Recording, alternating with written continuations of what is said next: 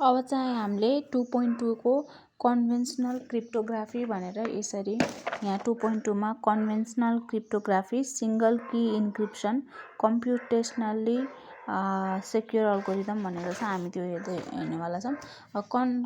Conventional cryptography भनेको एउटा symmetric cryptography हो कि अब यसलाई के भनेर पनि नोन हुन्छ अथवा के भनेर पनि यसलाई सम्बोधन गर्न सकिन्छ भने सिमेट्रिक की क्रिप्टोग्राफी पनि भनिन्छ, प्राइभेट की क्रिप्टोग्राफी पनि भनिन्छ, सिंगल की इन्क्रिप्सन पनि भनिन्छ यो कन्भेन्सनल क्रिप्टोग्राफीलाई।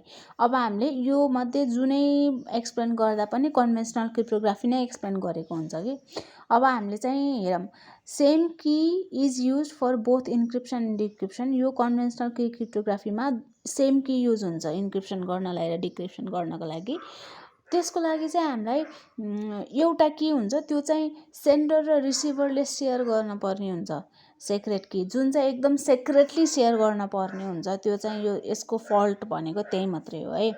अब यसको बेसिक मोडल हामीले यसरी एक्सप्लेन गर्न सकिन्छ। यो चाहिँ सी भनेको चिपर टेक्स्ट हो, पी भनेको प्लेन टेक्स्ट हो, अनि त्यसपछि ई भनेको इन्क्रिप्सन भइहाल्यो, डी भनेको डिक्रिप्सन भइहाल्यो, के भनेको की भइहाल्यो। अब सी भनेको इन्क्रिप्सन, की, अनि त्यसपछि यो प्लेन टेक्स्ट हामीले यताबाट प्लेन टेक्स्ट चिपर टेक्स्ट बनाएर पठाउने हो, अनि उता गएपछि चिपर टेक्स्ट चाहिँ प्लेन टेक्स्ट हुने हो।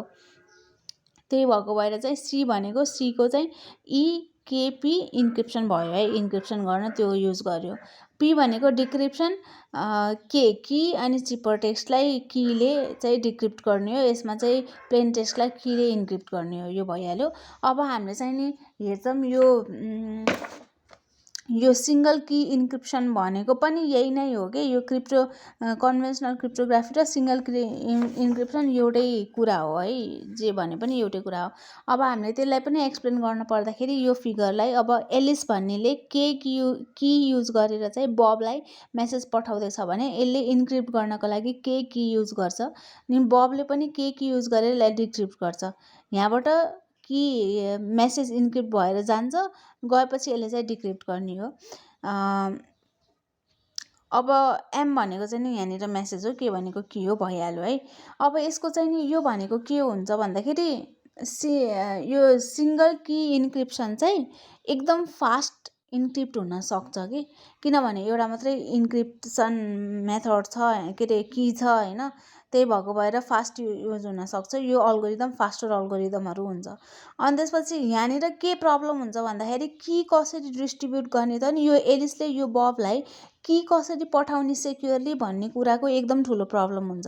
अनि सिंगल की इन्क्रिप्सनको चाहिँ अल्गोरिदमहरू इक्जाम्पल के भन्दा एएस डिएस भन्ने हो होइन। अब हामीले चाहिँ नि अब इन्क्रिप्सनलाई सेक्योर बनाउनको लागि स्याननले प्रिन्सिपल हामीलाई दिएको छ कि, स्यानन प्रिन्सिपल भनेर।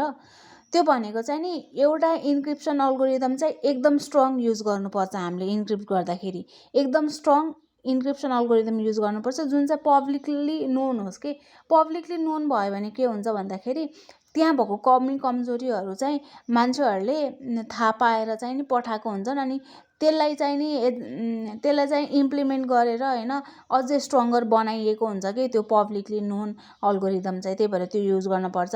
अर्को भनेको चाहिँ नि सेन्डर र रिसिभरले कीलाई एकदम सेक्रेटली युज गर्नुपर्छ, की भनेको सेक्रेट राख्नुपर्छ होइन, कसैले पनि त्यसलाई चाहिँ नि की चाहिँ थाहा पाउन नसकोस् के।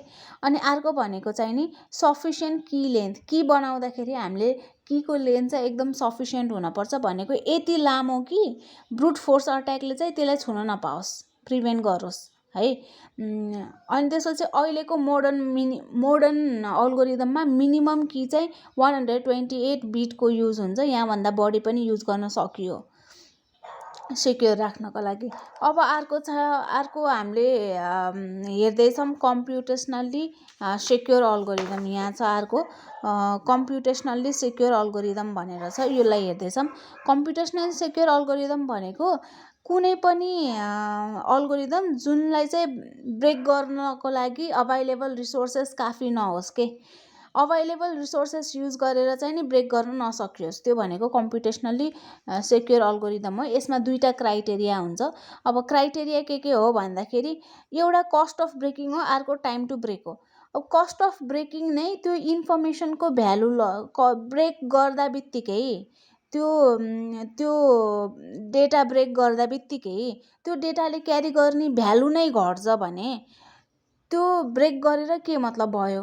अनि के पायो अट्याकरले? केही पनि पाउँदैन। त्यही भएको भएर कस्ट अफ ब्रेकिङ चाहिँ भ्यालु अफ इन्फर्मेसन भयो भने एउटा क्राइटेरिया मिट भयो। अर्को भनेको चाहिँ नि टाइम टु ब्रेक। ब्रेक गर्न जति टाइम लाग्छ त्यो इन्फर्मेसनको लाइफ टाइम त्यति नै भइदियो भने अट्याकरले हात लायो शून्य हुन्छ अट्याकरको। त्यही भएको भएर टाइम टु ब्रेक चाहिँ useful life time of information हुनु पर्यो है। अब कम्प्युटेसनली सेक्योर अल्गोरिदमभित्र दुईवटा कुराहरू छ कि एउटा अनकन्डिसनल्ली सेक्योर हुन्छ, एउटा चाहिँ कम्प्युटेसनल्ली सेक्योर हुन्छ कि। अब अनकन्डिसनल्ली सेक्योर भनेको के हो भन्दाखेरि इन्फाइनाइट रिसोर्सेसहरूले पनि त्यसलाई चाहिँ ब्रेक गर्नु नसकोस्। इन्फाइनाइटली खतरा धेरै इन्फर्मेसन निकालेर पनि त्यो कुराले चाहिँ अनकन्डिसनल्ली सेक्योर भनिन्छ। अब यसको चाहिँ इक्जाम्पल के हुन्छ एउटा भन्दाखेरि वान टाइम प्याड भन्ने हुन्छ कि ट्रुली ऱ्यान्डम कीमा वान टाइम प्याड भन्ने युज गर्यो भने यो चाहिँ अनकन्डिसनल्ली सेक्योर अल्गोरिदमको इक्जाम्पल हो है। अर्को भनेको कम्प्युटेसनल्ली सेक्योर अल्गोरिदम। कम्प्युटेसनल्ली सेक्योर अल्गोरिदम भनेको के हो भन्दाखेरि करेन्ट कम्प्युटेसनल पावरहरू जस्तै करेन्ट रिसोर्सेसहरू जुन चाहिँ अभाइलेबल छ त्यो कुराहरूले चाहिँ ब्रेक गर्न सक्दैन। यो यहीँ एक्सप्लेन गरिसकेँ मैले होइन। अनि त्यसपछि अब यसको मोडर्न अल्गोरिदमहरू के युज भइरहेछ भन्दा डिएस, एएस, आरएसए यो चाहिँ एकदम कमन अल्गोरिदमहरू हो जुन चाहिँ जहाँ पनि युज हुनसक्छ होइन। त्यो चाहिँ कम्प्युटेसनल्ली सेक्योर हो। इक्जाममा आयो भने यो दुईटाको डिफ्रेन्सेस आउन सक्छ, एक्सप्लेन गर भनेर आउन सक्छ, जे भनेर आए पनि हामीले यति पढिसकेपछि अरू बनाएर लेख्न इजी हुन्छ। अब सिमेट्रिक की को चाहिँ नि एडभान्टेज र डिसएडभान्टेज पनि हेरिहालौँ। एडभान्टेज भनेको एकदम फास्ट हुन्छ अनि इफिसियन्ट हुन्छ।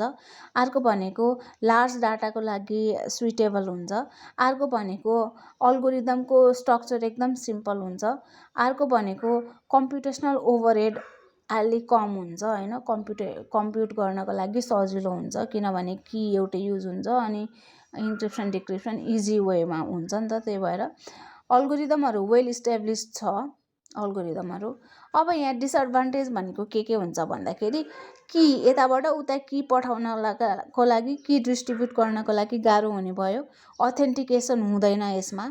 अनि म्यानेजमेन्ट कम्प्लेक्सिटी एकदम बढी हुन्छ। कीलाई कसरी म्यानेज गर्ने त, कसरी ह्यान्डल गर्ने, कसरी सेक्योर राख्ने भन्ने कुरा एकदम गाह्रो हुन्छ। अनि त्यसपछि डिजिटल सिग्नेचर प्रोभाइड गर्न सक्दैन सिमेट्रिक की क्रिप्टोग्राफीले। त्यसपछि चाहिँ नि नन रेप्युडिएसन चाहिँ हुन्छ। त्यो भनेको चाहिँ डिनायल अफ पर्फर्मड एक्सनलाई चाहिँ नि प्रिभेन्ट गर्छ होइन यो नन रेप्युडिएसनले। यो चाहिँ अगाडि नै हामीले त्यसको बारेमा थाहा पाइसकेछौँ। ल आजको लागि यति नै, यो भिडियोमा यति नै। अब हामी नेक्स्टमा चाहिँ यो 2.3 स्ट्रिम ट्रिपर यो टपिकको बारेमा नै सब्स्टिट्युसन एन्ड ट्रान्सपोजिसन ट्रिपरको बारेमा हामीले हेर्नेछौँ। Thank you.